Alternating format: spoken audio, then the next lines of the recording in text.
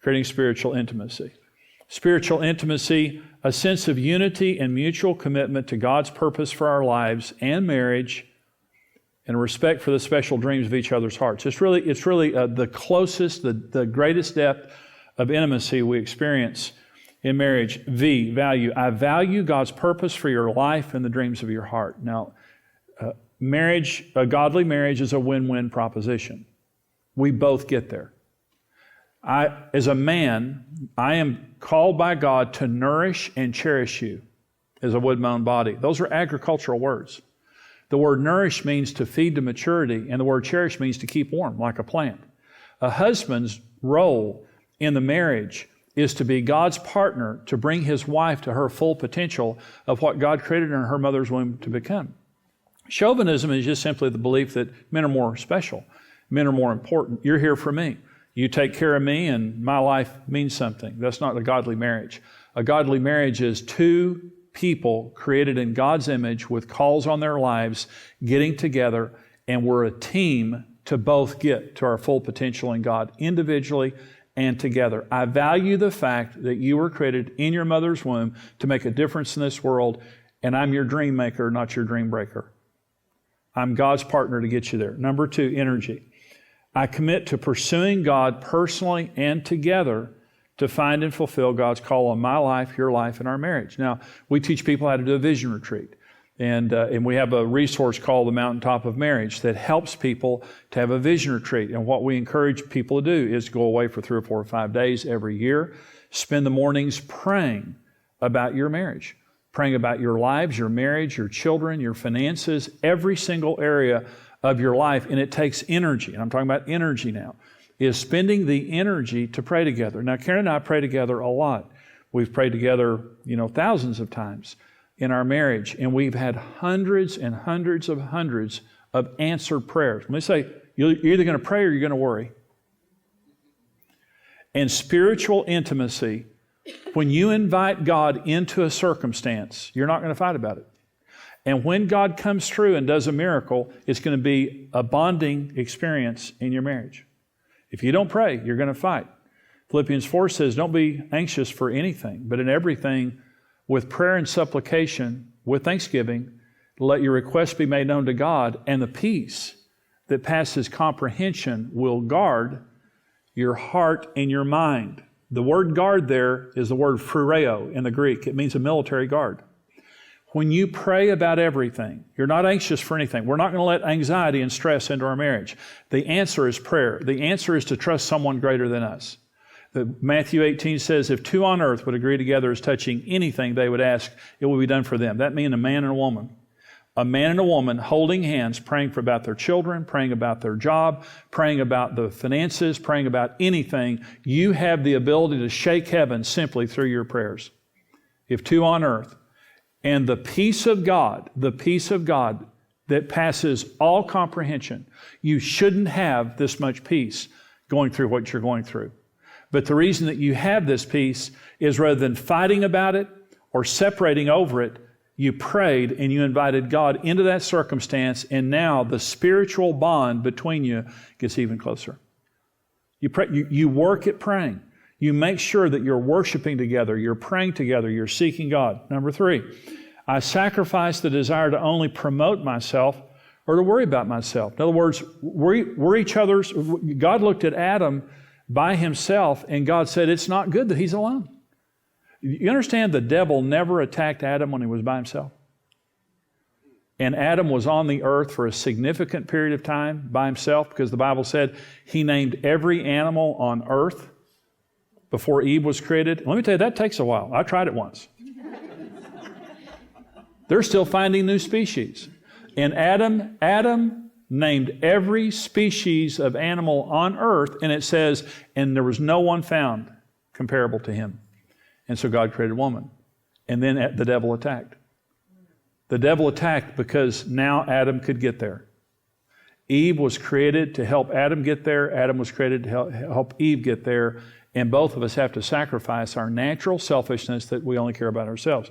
Number 4 is trust. I will create an atmosphere where you can share your deepest spiritual desires and dreams and know that they're honored by me. Okay? That I'll respect that I'll be careful with this. Now, this is an interesting thing. Research proves that our deepest fights are on a dream level.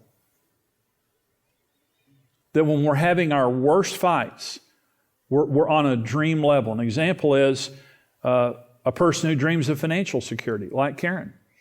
Karen dreams of financial security, not in a bad way, not in a materialistic way.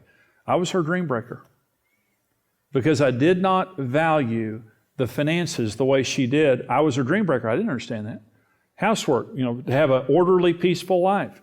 Some people, their dream is just to have a nice home and a home that's well cared for, but their spouse is not respectful of that. So you're not just being a slob, you're attacking a dream that your spouse has. Children. To have children who are a priority and feel loved by their parents. Some people grew up without both parents. Some people grew up in a broken home or a home where there was high dysfunction. And their dream is to have an orderly home where the children are valued by their parents. Not too highly, because the marriage has to come first. But you're never here, you don't take care of the kids, blah, blah, blah. And so you're my dream breaker. One of Karen's dreams is living without a lot of stress. Because of what I've done for many years in the ministry, we had a tremendous amount of stress in our home when our kids were growing up.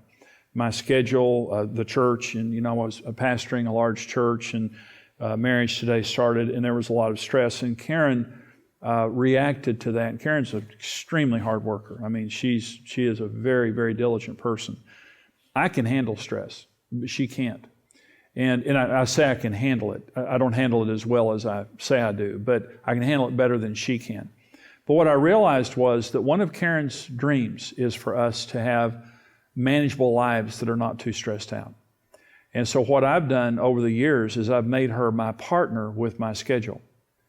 And before I put a lot of things on my schedule, I sit down and talk to Karen and say, is this okay? Is this okay? We talk about my schedule, 2 or 3 times a week. And she'll say, yeah, I'm fine. Her not having that stress on her that me being busy and us being busy creates, that's one of her dreams. I was her dream breaker, now I'm her dream maker, because I care about the fact that that's super important to her. This is something that, and again, it goes kind of back to me being, having the money language that I have. One of my dreams is for our family to be together having fun. That's just one of the things that because of my past and because of the way that I think is important to me. So Karen and I have talked about family vacations for years. And we were broke. I mean, when we got married, we were broker than broke. And for many years, we couldn't take really a vacation at all. Camping or something like that. We just didn't have money. And as the years went on, I told Karen, like her dream of financial security and no stress, I said, Karen, one of my dreams is for our family to go on vacation, go to Disney World or something like that, and go on vacation. So when I said it, Karen just didn't respond to it like, oh, yay, like that. And so I kept saying it. And I kept saying, I want our family to go on vacation together. And I want to, and we get together as a family and have fun, but get away as a family. So finally, we went to San Diego one year as a family. We went there for a week with our grandkids. And they love each other and they love being together. So we went out there and we went to Disneyland, which is a dreamland for children. It's not for adults. But I was trying to survive Disneyland. But our granddaughters all went into Bippity Boppity Boutique. Anybody ever been there? Bippity Boppity? Okay, it's a little boutique in Disneyland, and they put glitter on their face and put a little crown up in their hair, and they do their hair up, and so all the little girls came out of Bippity Boppity Boutique, all just holding hands and all just radiant. They didn't take those things out of their hair for like a week, and the glitter was on their face for 3 or 4 days. So they came out of there and they were all just laughing, and I was standing out there and I thought, I'm there. I'm Rocky at the top of the stairs. You don't get any better than this.